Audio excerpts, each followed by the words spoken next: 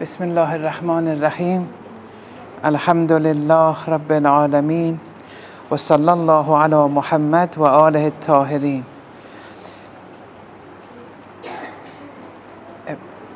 This lecture is in relation to marriage, inshallah. And here again, like with the previous lectures, I'm going to give you a few principles. These principles will be very useful for you when it comes to marriage counseling. When a husband and wife come and you want to counsel them, with these principles you will have a better idea on how to counsel and which direction they are to take. We've established from previous lectures that our objective is to become Allah's Khalifa or successor, which means incorporating Allah's attributes.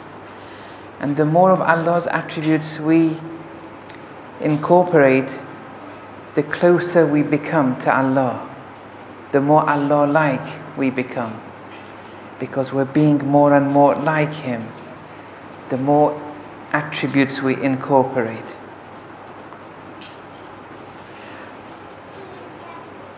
Although everything, be it an apple seed, a human embryo, a stone, they all want to be and are all in the process of being Khalifatullah. It's just that with humans, they can manifest Allah's attributes much more than the stone or plant or animal. But in reality, everything is becoming Khalifatullah. Everything is succeeding Allah's attributes. Now, let's imagine Allah has 100 attributes. He has much more, but we say that whatever is, anything, manifests all of those attributes of Allah. Be it a stone, plant, human. It's just that the human manifests them more. But even the stone is manifesting all of Allah's attributes, but very little. But all of Allah's attributes are in play with the stone, with the plant, with the animal, with humans. It's just that the degree of manifestation in humans, it's more. If we believe in anything other than that, it means Allah sleeps again, if some of His attributes do not manifest in certain things. And we believe in La ta'khudhuhu sinatun wa la nawm. And in the Quran, there are many stories where the tree says La ilaha illallah. And other traditions of Ahlul Bayt, we see such a wisdom. Now let's imagine Allah has 100 names, just for reasons of simplicity. In relation to humans now, men and women, when you look at those 100 attributes of Allah, there are some attributes, irrespective of whatever background you come from, Amazon, Tanzania, America, you say that some of these attributes manifest more in the man compared to the woman. And so you note them down. Look, we want to speak about the identity of what it means to be a man, and the identity of the woman, what it means to be a woman. This is an irfani approach. The fuqaha have one definition of what is a man and a woman. It's usually a function of their anatomy. The theologians have another approach on what is a man and a woman. When it comes to the urafa, they look at Allah's attributes.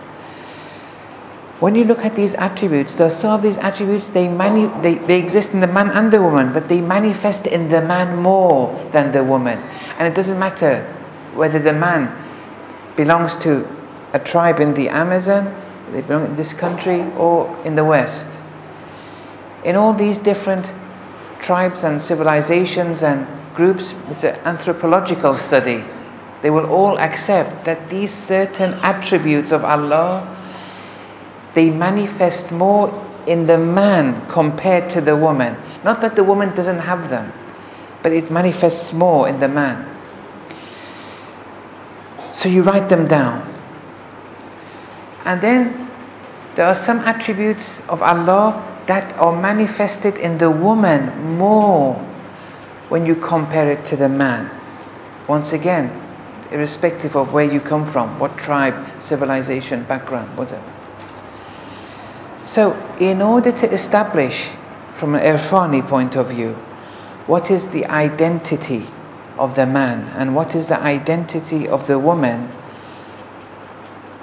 what's the essence of the man, what's the essence of the woman, what it means to be a man, what it means to be a woman, and how a man must act manly and in what way must a woman act womanly, one has to see what are those attributes. And this is something where the Urafa have written treatises upon, on this point. Some of them are publishable, some of them are not.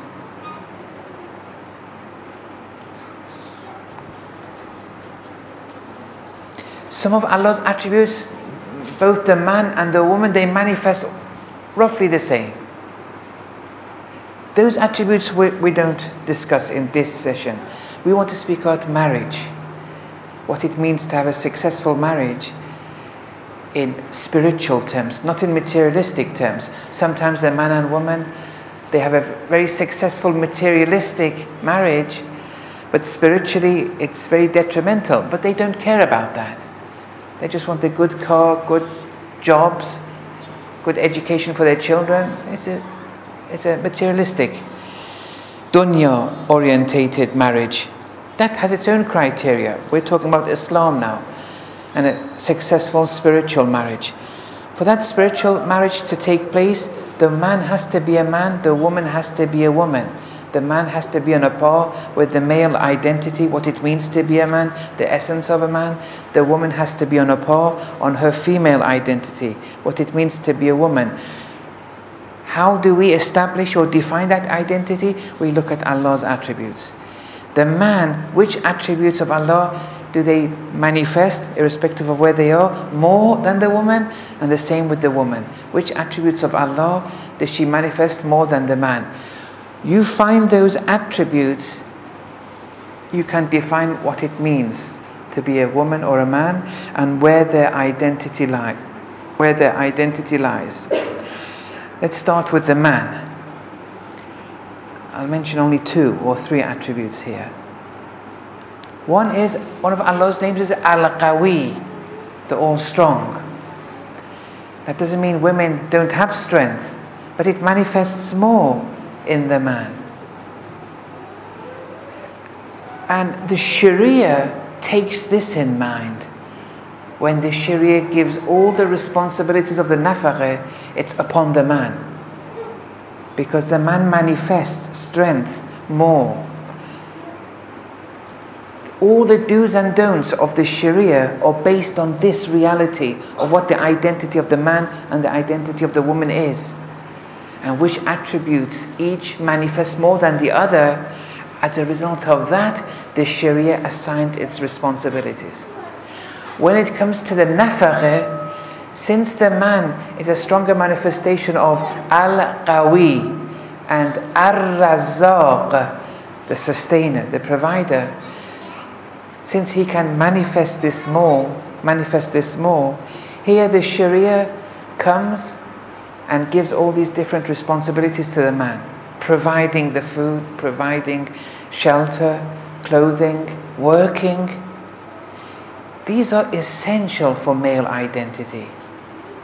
Even if the man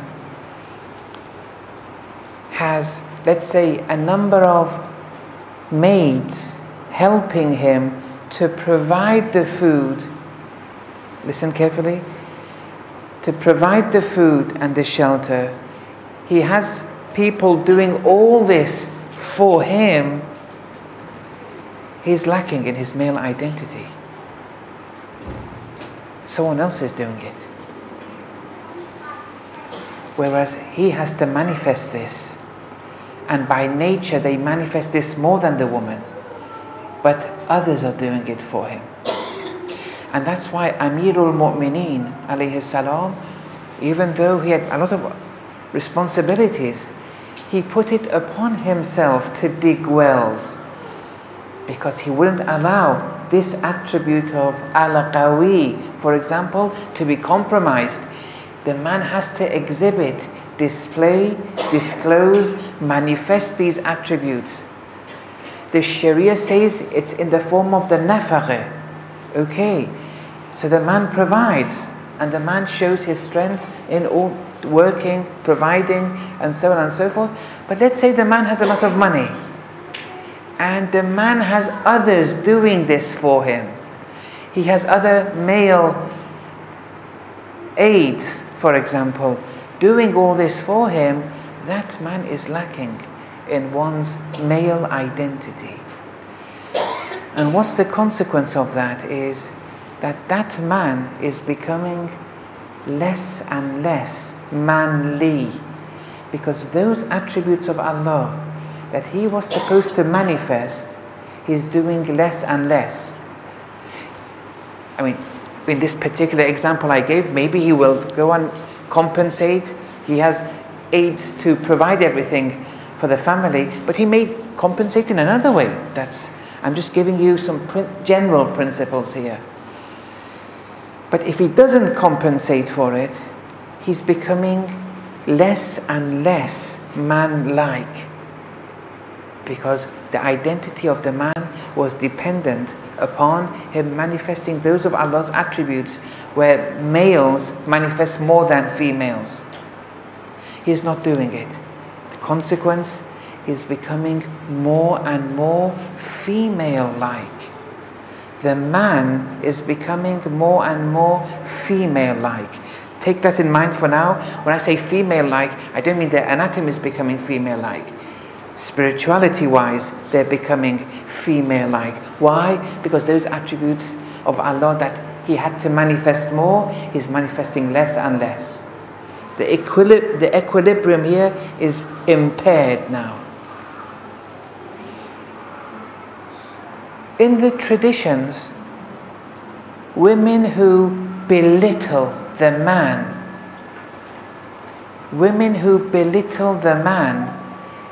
in the domain of al-qawi and al-razzaq, and other attributes, but I'm focusing on these two for now. They belittle the man, not because of his beauty or that kind of thing. They belittle him because, why aren't you working? Why don't you do this? Why don't you provide this? Why don't you put enough effort? Why don't you put endeavor? The fact that the man has to manifest those attributes, that's the man's responsibility. But when the woman belittles the man in these areas, they're belittling that which is essential to the male identity. The traditions of Ahlul Bayt say those women are cursed. And when you look at all those traditions where women are cursed, wives are cursed, you see it's only pertaining to those domains of the male where the male was supposed to manifest those particular attributes more than the woman. That's the man's responsibility. He has to do it.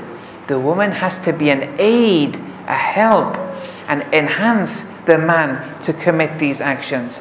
But if she mocks the man or belittles him in any way, then her divine mercy will be shortened, lessened, or cut. But the consequence was that the man is becoming less man-like, and this anatomic man is now more and more female-like in spiritual terms, not in psychological terms, not in anatomic terms, not in genetic terms. In spiritual terms, this man is more and more woman-like. That's a very important conclusion, because we'll come to this at the end. Let's now go through the woman now. In relation to the woman, which attributes of Allah is she supposed to manifest more than the man? Which attributes by nature does she manifest more than the man, irrespective of her background? It may be in Amazon, Tanzania, or America. It's anthropological. You can prove all this anthropologically. Those attributes, there are many of those. I'll mention 2 or 3. One is Ar-Rabb, which means the all-nurturer. Allah is the all-nurturer, the all-cherisher. The man also cherishes, but the woman manifests nurturing much more than the man. Imam Khomeini rahmatullah alayhi, in one of his works, he says that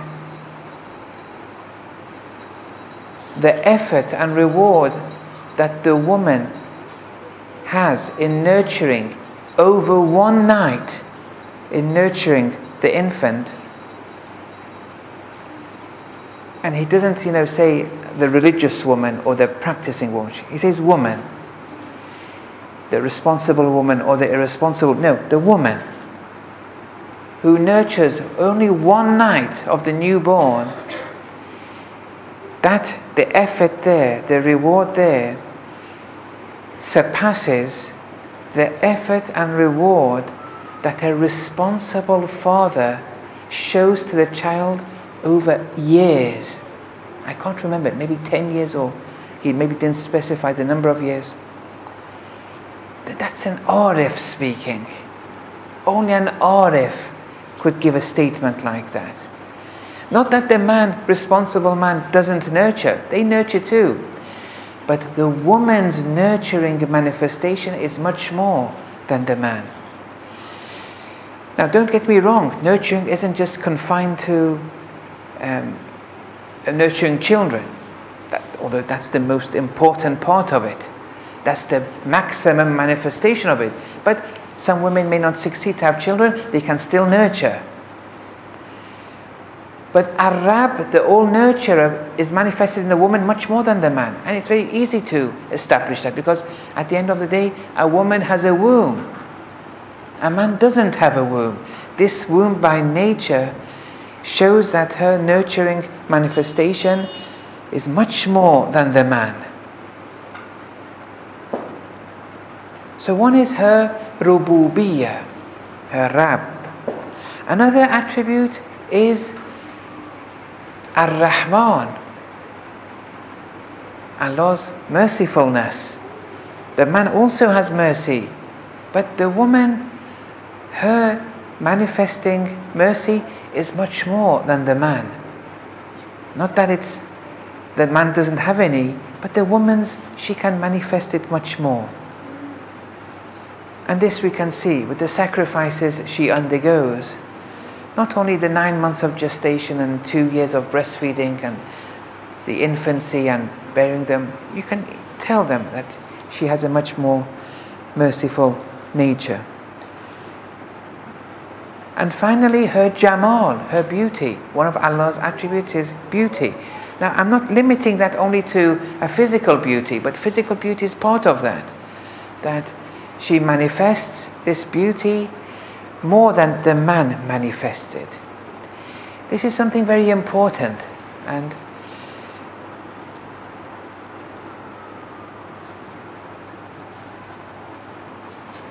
yes, don't take this the wrong way, but I'm speaking out of 10 to 15 years of experience of tabligh and seeing many different races amongst Muslims.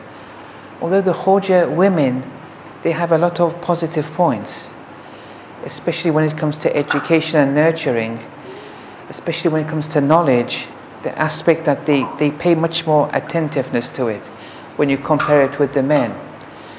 But they have a weakness too, although I'm not generalizing, but it's something which they come to me, and when I've counseled many Khoja couples, I'm seeing this more and more. Although Lebanese couples have problems, Iranian couples have problems, but this I see more, or I have seen more amongst the Khoja women, is that whereas they should be displaying this particular attribute of Jamal, Allah's beauty, inside the house, not outside, they fall short.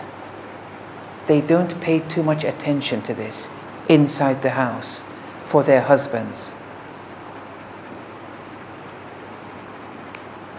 And this is something which has serious side effects, not only for the marriage, but for them as individuals, and their female identity will be compromised. In Islam it says beautify yourselves in the homes, even if it's a necklace, but beautify yourselves.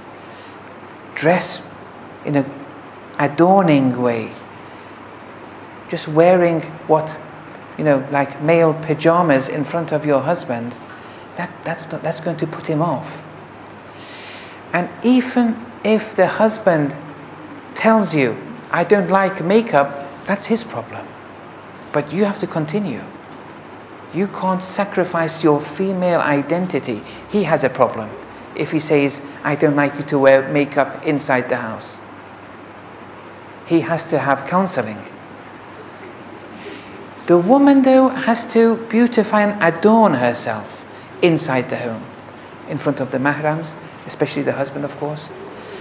And here, if she fails in this beautifying manifestation, if she fails in her Rahmani, merciful manifesting, if she fails in her nurturing capacity, the more she fails in these 2 or 3 attributes, the less and less woman-like, in spiritual terms, she will become.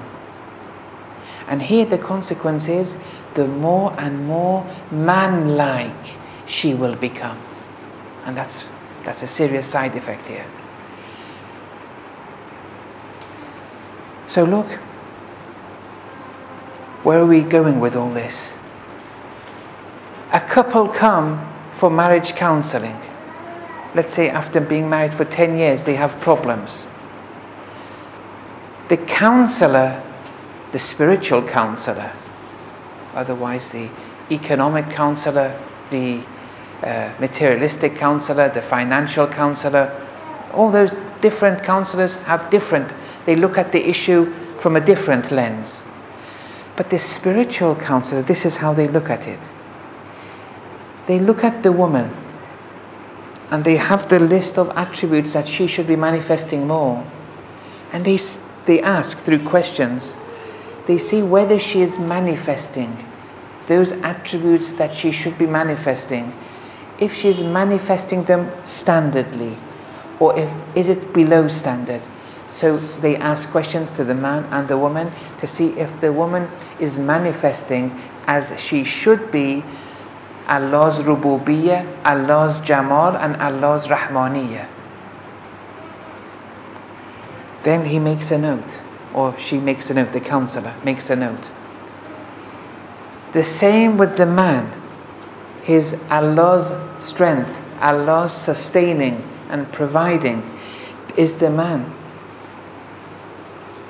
manifesting these on a standard degree or level, or is it substandard? This is a very difficult process.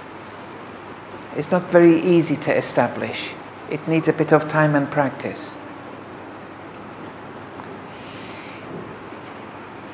The problem is this, that if the man is manifesting those attributes that he has to manifest more below the necessary threshold, he becomes more woman-like. We've established that. And what the result becomes, what the consequence of this marriage is, it's a homosexual, spiritual homosexual marriage between 2 women in the spiritual sense. Look, we're not talking about homosexuality in the fiqhi sense. We're talking about homosexuality in the spiritual sense. There are 2 women are married here in this spiritual marriage. Something has to be done quickly. If the woman is compromising her nurturing capacity, or merciful capacity, or jamali capacity, and as a result becomes more and more man-like in the spiritual sense, and the man does his duty on a par with how he should, and it's standard. Here we now have, in this marriage, spirituality-wise, 2 men in marriage. And that's deemed to spiritual failure. It'll be doomed to spiritual failure, like the other one was.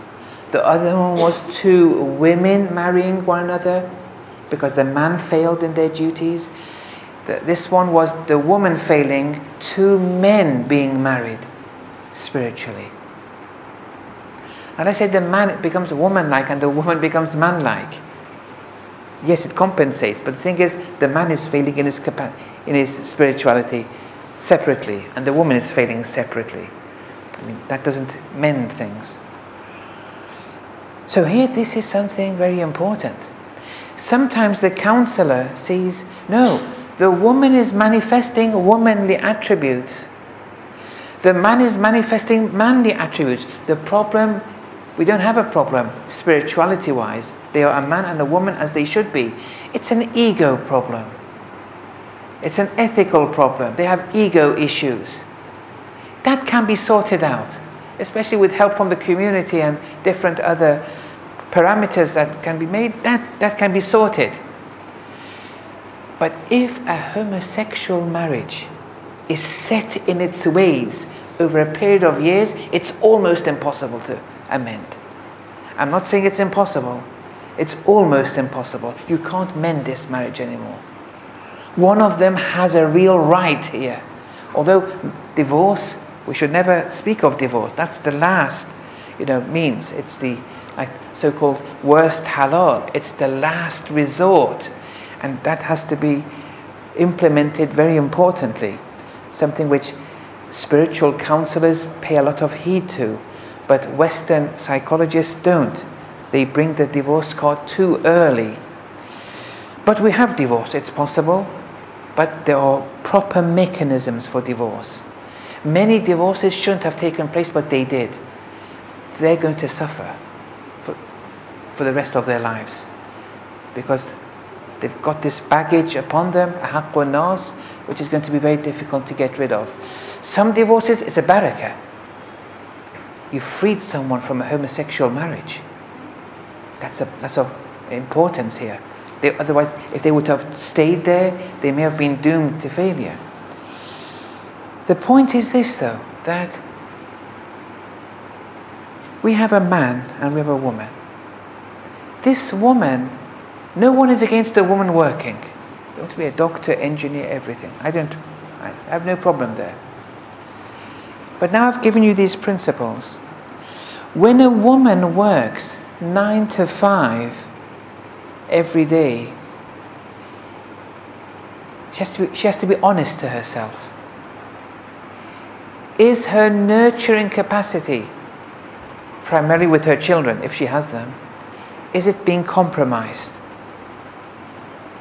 Is her mercy being compromised, manifestation-wise? Is her jamal being compromised? If it is, at what cost are you working? Is it for money? More money? Look. For money, you're compromising your female identity. Everyone has to evaluate themselves. I'm not judging anyone, or I'm saying everyone, these are the principles you have to be honest to yourself with. You're working 9 to 5. And if you're a doctor, for example, you have very difficult shifts. If you're another profession, every profession has its own challenges. You're working 9 to 5, and then you're compromising your nurturing, your jamal, your mercy. Now, she may say, the female doctor may say, well, actually, I'm doing it to I'm manifesting that nurture and mercy to the patients. Who are you fooling?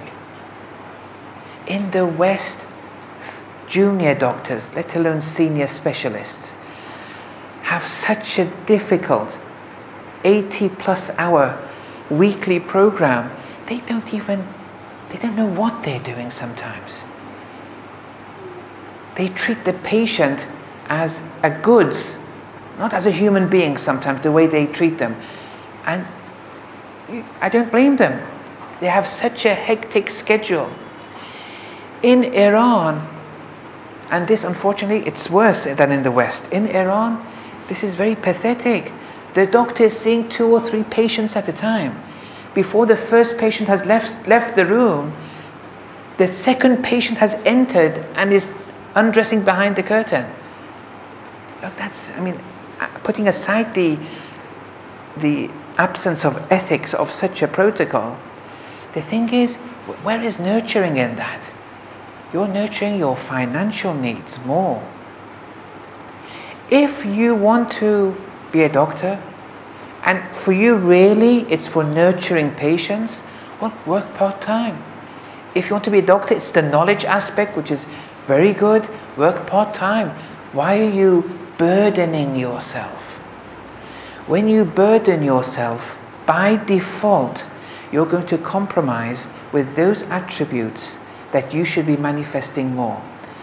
And that's the wisdom and the philosophy behind those traditions that say the woman is like a curved rib bone. It may seem medieval, but it's very delicate. It's a very intricate meaning here. What does it mean? The tradition says when you want to straighten the rib bone, the curved rib bone, it'll break. Let it be. Now look how the Sharia comes and says, let the woman be. She has no nafaqa responsibilities. Compared to the nafaqa, all those responsibilities the man has, the woman only has 1 or 2 very small wajib things, very in relation to the man. And even those she can even limit if the man doesn't commit his part of the nafaqa. But because of this, the Sharia says, let her be. Don't give her nafaqa duties. The Sharia doesn't want to add these chores through her, otherwise she'll break. You burden her, she'll break. She breaks, what's the problem? Those manifestations are going to be compromised. If those manifestations become compromised in a woman, society will be compromised. And that's why Imam Khomeini rahmatullah alayh says the prosperity or the wretchedness of any society depends in the laps of their mothers. It depends how they're being nurtured. So the salvation, the happiness, the success of any society is a function of a successful mother. But if the mother is going to burden herself, that's going to cause a problem here. For example, if your husbands bring aids for you to do the hoovering, to do the washing, rather than you doing it, that's something very noble of them. Why? Because then you can focus on manifesting those attributes more and more. This is qualitative enhancement with the child, with other members of the family. You can do that. But if you want to do the washing and the hoovering, which Islam hasn't assigned, not that it's bad if you do it. You have the reward of jihad. You're doing it for the man, so the man maximizes his attributes of working and providing. You're doing that to maximize it. That's good. But most women may fall, may become burdened. It's difficult. It's not any woman's job to do the hoovering and the dishes. It's very difficult. If you're of that type who are very strong and you can do it, that's very good. If you're not, get help from your husband. You get aids, they will do it. You can focus on those attributes more. It'll help you. Every woman is different. Some women, they do everything and the child is with them. You must say, they kind of tie the child around their backs or front, and they do all the chores and they don't groan. These women, and they manifest those attributes. The Jamal is still there. The mercy is still there. These are very unique women. These kind of women are very free. They are free in the real sense. They're not after anyone's pity. They do everything themselves, but they're very rare nowadays. And we shouldn't expect a woman. We shouldn't really speak in ideal terms. We're all weak. We shouldn't. Lady Fatima alayha salam is our model. But okay, if you want to be like her, bit by bit, slowly. You can't from day one be like her. Slowly, slowly work on yourself, attribute after attribute, week after week. In the beginning you would need help. You can't be like her from the beginning. You can't be like her at the end either. But you can be closer and closer and be more and more Fatima-like, alayha salam. But you'll never be like her. So you get help. Now, a man, when is a man cursed, those attributes of mercy, Jamal, Rububiyyah, if a man belittles the woman in these areas, even though the woman, she has to do her duty, that's to do with her. If the man belittles her in these areas, he's going to be cursed. And we have the same with the woman, the same applies with the man. And when you look at all the traditions of Ahlul Bayt, in relation to marital relations, when you look at all the traditions, this is a holistic approach. You see, those traditions which say that the man is cursed are usually in those domains where the man has belittled the woman in the manifestation of those particular attributes. The woman should get help, and the man has to get help too.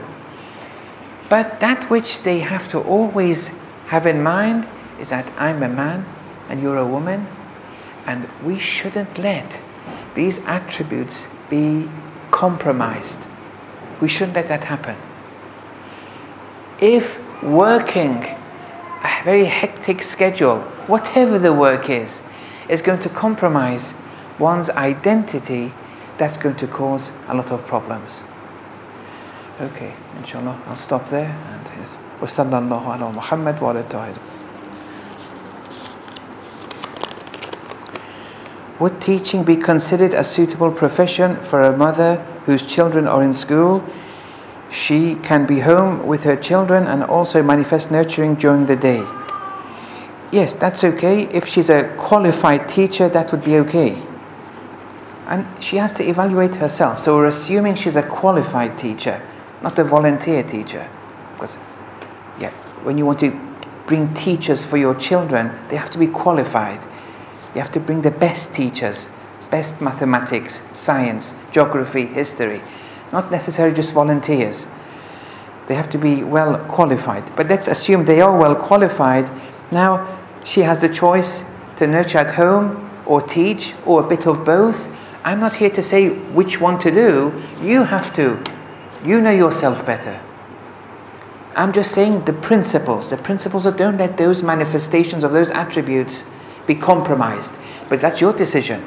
I'm not here to judge, and no one should be judging the other. Everyone for themselves. Everyone is alone in Qiyamah.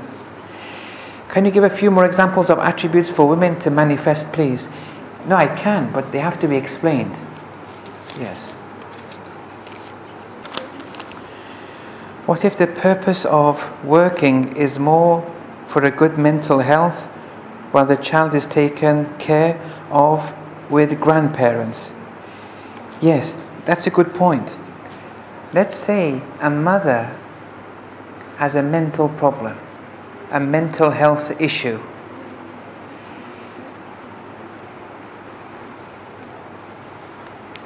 Look, this is quite important. There are two areas to this answer, two different domains. One is the woman herself.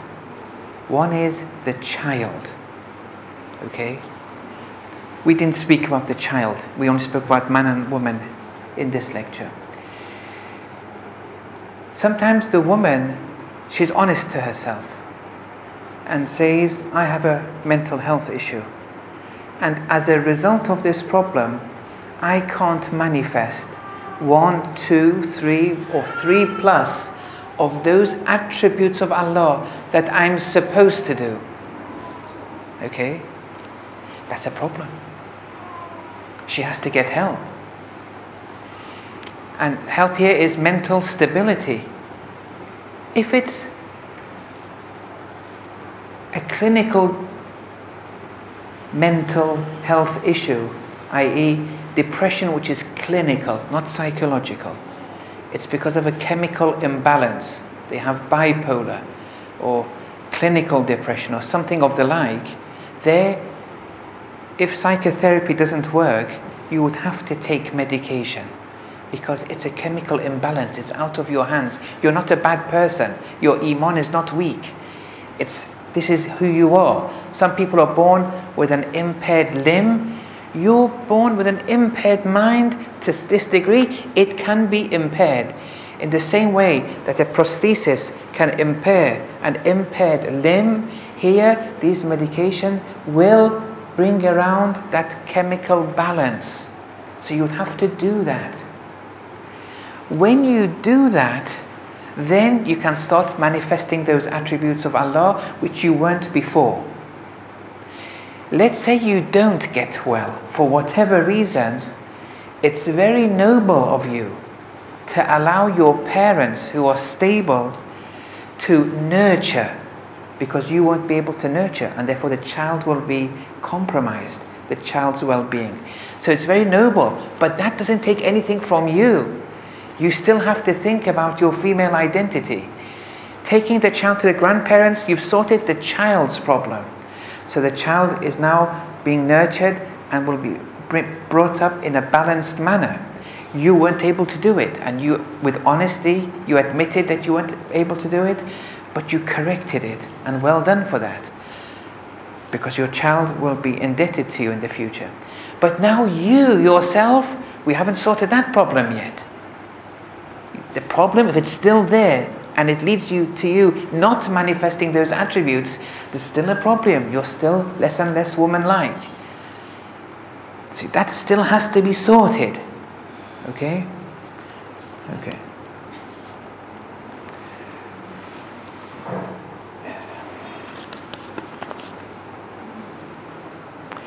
Are we assuming that the attributes are manifested during the first stage of the upbringing of the child?